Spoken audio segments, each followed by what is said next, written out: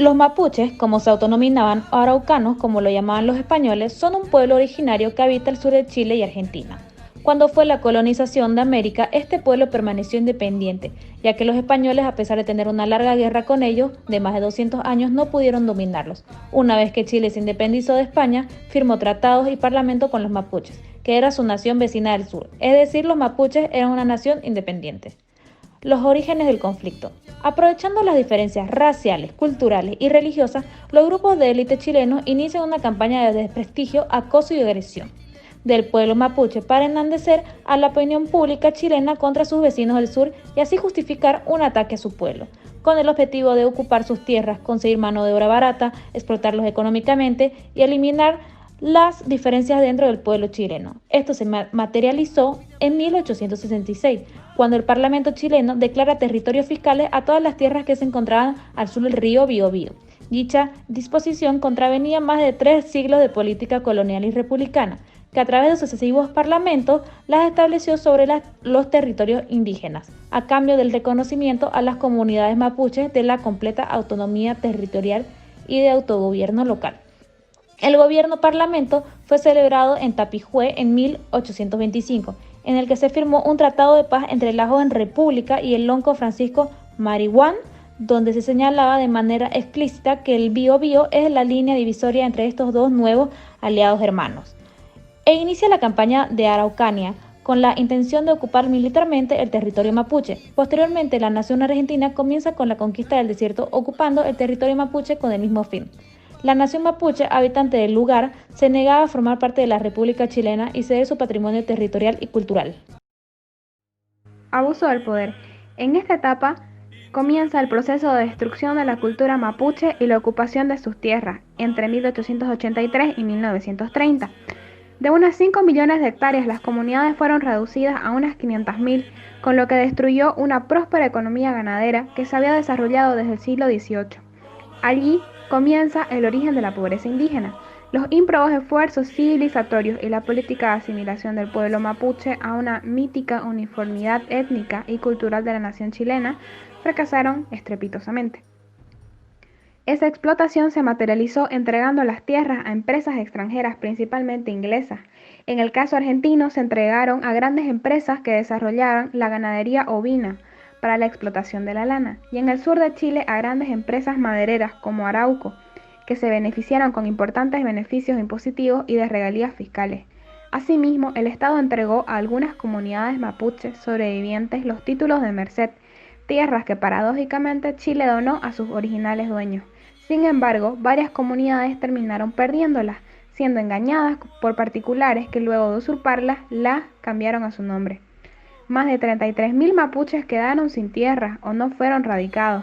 Los hombres fueron usados como mano de obra barata y las mujeres y los niños en tareas de servidumbre. Otros fueron deportados de sus territorios a lugares inhóspitos, donde era prácticamente imposible mantener su estilo de vida previo en comunidad con la naturaleza, lo que obligó a los restantes mapuches a emigrar a las ciudades, ya que no tenían sustento de vida en las pocas y áridas tierras que les dieron. Esto trajo como consecuencia una destrucción de su entramado social, se persiguió su religión y restringió el uso de su idioma, lo que ya llevó a la desaparición de su comunidad organizada e incorporación de este grupo étnico a una sociedad que no era la suya. Los consideraban y discriminaban por sus diferencias. Al tener aptitudes laborales y capacidades diferentes, no podían acceder a trabajos bien remunerados y los que demostraban buenas aptitudes laborales eran discriminados por raza y cultura. Esto hacía que tuvieran ingresos económicos mucho más bajos que el resto de la población, lo que los llevaba a una situación de empobrecimiento y marginación social. En los últimos años surgieron voces que concientizaron a la etnia mapuche sobre la situación en la que vivían y los hicieron conscientes de la pérdida de derecho colectivo cuando los planes de desarrollo gubernamentales, políticas de inversión pública, explotación y marginación a la que fueron llevados por la sociedad chilena, que ocupó y usufructuó de sus territorios ancestrales. Ante la falta de respuesta y rechazo a sus legítimos reclamos, surgen grupos de protestas contra la situación de marginación y desigualdad en la que se encontraban, obteniendo como sola respuesta una mayor dureza, rechazo a sus pedidos y persecución de las cabezas más visibles de sus dirigentes.